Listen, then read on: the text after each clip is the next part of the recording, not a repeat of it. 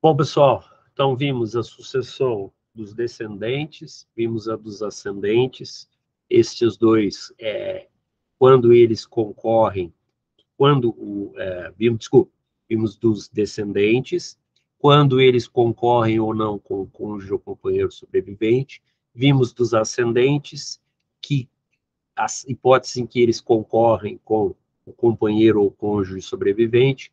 Vimos quando não existe descendentes ou ascendentes, a situação dos cônjuges supérstitos ou dos companheiros. E aí agora a gente vai para a sucessão na linha colateral. Ou seja, se não existem descendentes, se não existem ascendentes, não existe um cônjuge ou um companheiro sobrevivente, essa herança da pessoa que faleceu vai para quem? Para os seus colaterais. Diz o artigo 1839 do Código Civil. Se não houver cônjuge sobrevivente, nas condições estabelecidas no artigo 1830, serão chamados a suceder os colaterais até o quarto grau. Então, eu só falo em sucessão dos colaterais até o quarto grau. Lembrando que no Código Civil de 1916, essa sucessão, os colaterais, eles eram considerados até o sexto grau. O Código Civil veio, reduziu isso para o quarto grau. Logo, passam a ser herdeiros dessa pessoa que faleceu, não existindo descendente, ascendente ou cônjuge, os irmãos, que são os colaterais em segundo grau. Lembrar aqui os colaterais, eu vou até um tronco comum na linha, um ascendente comum, e baixo, e aí, por isso, colateral em segundo grau. Eu andei 2 graus para ir até o meu irmão. Os sobrinhos e os tios, que são colaterais em terceiro grau. E, por último, os sobrinhos netos, os primos e os tios avós, que são os colaterais em quarto grau. Num daqueles vídeos anteriores, eu falei para vocês que eu coloquei dentro do teor do slide, ali do corpo de um dos slides, um vídeo de um professor em que ele explica bem essa questão do parentesco, faz os gráficos e tal para vocês. Recomendo que vocês assistam aquilo ali de novo, é um vídeo curto, salvo engano ele tem uns 5, 7 minutos, explica muito bem e até vale para vocês depois salvarem isso e guardarem, porque com certeza aqueles que fizerem concurso público no futuro aí, vai ser de bastante utilidade aquela explicação que ele dá.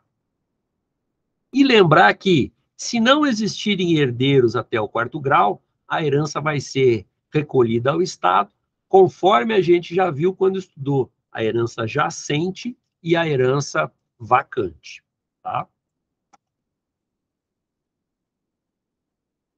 Lembrar que os colaterais são herdeiros facultativos, que os herdeiros necessários são os descendentes, os ascendentes e o cônjuge ou companheiro sobrevivente. Por que essa distinção entre herdeiro facultativo e necessário ocorre? Para fim da disponibilidade que uma pessoa tem para tratar de como vai distribuir o patrimônio ainda em vida. No caso de eu, por exemplo, quiser fazer um testamento, se eu não tiver herdeiros necessários, eu posso dispor de todo o meu patrimônio. Em eu tendo herdeiros necessários, como eu tenho 2 filhos, logo eu não posso dispor de todo o meu patrimônio para passar para terceiras pessoas, tá? E aí as regras gerais, são 2 ou 3, eu destaco aqui a primeira. Os mais próximos poderão excluir os mais remotos, salvo o direito de representação transversal que têm os filhos dos irmãos de receberem no lugar destes, na forma do artigo 1840. O que diz o 1840? Na classe dos colaterais, os mais próximos excluem os mais remotos, salvo o direito de representação concedido aos filhos de irmãos. Então, se a gente está numa sucessão em que eu tenho herdeiros somente os colaterais, se esses colaterais forem todos irmãos daquele que faleceu e um deles for pré-morto, nessa hipótese, os herdeiros deste que é pré-morto, eles vão herdar por representação. Essa é a única exceção da representação da linha descendente. Lembra que a gente estudou que a representação cabia na linha descendente, não cabe na linha ascendente e na linha colateral, só nessa hipótese de representação para os filhos dos irmãos, no caso de um ser pré-morto. E o artigo 1853, que diz, na linha transversal, somente se dá o direito de representação em favor dos filhos de irmãos do falecido, quando como irmãos deste concorrerem, tá?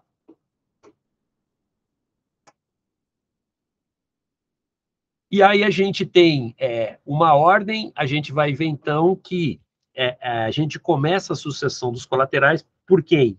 Pelos irmãos. Por quê? Porque eles são os colaterais mais próximos, eles são os colaterais de segundo grau. Então, se eu tiver irmãos, automaticamente estarão excluídos os demais colaterais. Por quê? Porque estes concentram todo o patrimônio. E aí, importante, existe uma diferença entre irmãos germanos e irmãos unilaterais, que são do mesmo pai ou da mesma mãe. Cada um dos irmãos unilaterais, desculpe, terá direito a metade do que cada um dos irmãos germanos tem direito a herdar. Da onde sai isso? Do 1841. Concorrendo à herança do falecido, irmãos bilaterais com irmãos unilaterais, cada um destes unilaterais herdará metade do que cada um daqueles herdar. E aí lembrar que aqui não cabe se falar em inconstitucionalidade. Por quê? Porque eu não estou tratando de direito sucessório de filhos, mas eu estou tratando de colaterais, que são irmãos daquele que faleceu. Logo, aqui a doutrina é unânime, dizendo assim, olha, aqui não existe inconstitucionalidade, por quê? Porque eu não estou fazendo uma diferença entre filhos. A diferença que a lei impôs é entre colaterais, que são irmãos do autor da herança. Se não concorrerem irmãos bilaterais, os irmãos unilaterais receberão em partes iguais, conforme o 1842. Não concorrendo a herança irmão bilateral, herdarão em partes iguais os unilaterais. Então, se eu não tiver descendente, ascendente, cônjuge, se tiver colaterais, se eu tiver, por exemplo, irmãos, primos, sobrinhos, quem vai herdar são os irmãos, por quê? São os colaterais mais próximos. E aí eu tenho que saber se existem esses irmãos, se são todos bilaterais ou se alguns deles são unilaterais. Por quê? Porque vai dar diferença, porque o irmão unilateral ele vai receber metade do que cada um daqueles bilaterais receber. E aí faço a citação aí para vocês de um gráfico em que não existe cônjuge ou companheiro, não existem ascendentes e não existem descendentes. Quem herdam os colaterais, aí no caso o A, o B e o C, que seriam irmãos do falecido. Se eu não tiver irmãos, quem vai herdar são os sobrinhos. Por quê? Porque eles são os colaterais de terceiro grau e aí eles excluem os tios e os primos, que são os de quarto grau. Diz o 1843, na falta de irmãos, herdarão os filhos destes e, não os havendo, os tios. Se concorrerem à herança somente filhos de irmãos falecidos, herdarão por cabeça. Se concorrerem filho de irmãos bilaterais com filhos de irmãos unilaterais, cada um destes herdará metade do que herdar cada um daqueles. Se todos forem filhos de irmãos bilaterais, ou todos de irmãos unilaterais, herdarão por igual. E qual é a justificativa? Primeiro, a justificativa para a prioridade dos sobrinhos sobre os tios. Porque os sobrinhos têm a seu favor o direito de representação, na hipótese de haver sucessão de irmãos. Então, essa é a justificativa para os sobrinhos herdarem na frente dos tios. Os parágrafos do artigo, eles voltam a tratar da diferenciação entre direitos sucessórios de sobrinhos unilaterais e bilaterais, posto que, como descendem dos irmãos e existindo tratamento distinto, eles deverão ser tratados da mesma maneira. Ou seja, mesma regra, se tiver filhos de irmãos bilaterais com filhos de irmãos unilaterais, cada um destes herda metade do que herdar cada um daqueles, tá? Isso a gente já olhou também ali na regra dos irmãos. Mas vamos analisar com mais calma esses dispositivos. Primeiro, estipulou-se que todos os filhos de irmãos falecidos receberão por cabeça, ou seja, cabeça, por direito próprio, e não por representação, caso de estirpe. Ou seja, cada um com direito a uma cota, de acordo com as regras dos parágrafos 2º e 3º, respectivamente. Então, aqui eu estou tratando de sucessão por cabeça, cada um vai ser um herdeiro. Se eu estiver falando em representação, aquele conjunto dos representantes vai receber uma cota. Então, essa é a diferença de tratamento. Quando eu estou numa receber por cabeça, eu recebo individualmente. Se eu estou recebendo por estirpe, eu necessariamente vou estar recebendo uma cota para ser dividida entre todos aqueles que são herdeiros do pré-falecido ou daquele que foi excluído por indignidade ou deserdação, ou ainda por aqueles em caso de deserdação. De comoriência. Segundo lugar, concorrendo filhos de irmãos bilaterais com filhos de irmãos unilaterais, cada um destes herdará metade do que aquele herdar. Mesma regra que a gente aplicou para os irmãos unilaterais ou bilaterais. E, por fim, se todos forem filhos de irmãos bilaterais ou filhos de irmãos unilaterais, cada um deles receberá uma cota igual, posto não haver distinção quanto ao status destes.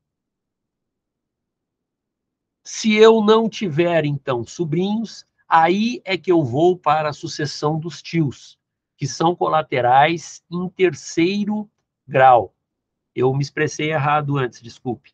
Eu tinha falado que, quando eu comecei a falar dos sobrinhos, eu falei que os tios eram 4º grau. Não, os tios são 3º grau, e aí eu falei, por que existe a prevalência dos sobrinhos para os tios?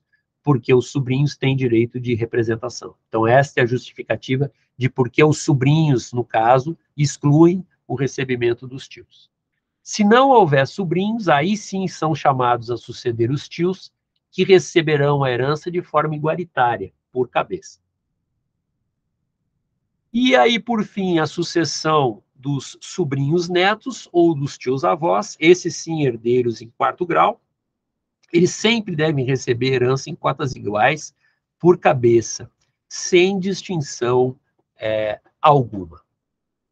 Aqui a gente finaliza, então, a sucessão legítima.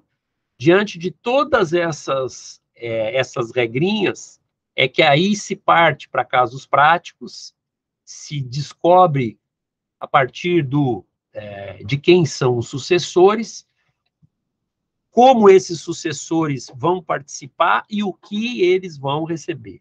Você percebe que existe muito detalhamento, muita regrinha legal, e que isso a gente vai fazendo, vai resolvendo por meio de resolução de problemas.